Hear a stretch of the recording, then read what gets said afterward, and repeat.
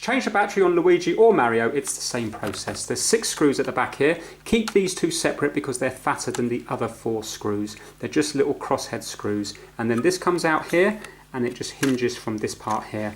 The battery is a HAC 038. It's a 3.7 volt, 750 milliamp hours. Get your fingernail, put it in here and just ease it up like so. We then have a little catch on the top here, so we need to press down on the catch and pull outwards. That's the little catch there on the battery. When you're putting in your new battery, put it in with the catch facing you and it goes into that little connection there and you just push it home until it clicks into place.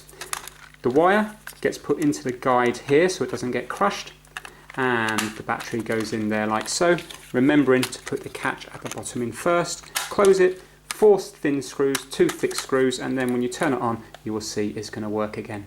Thanks for watching.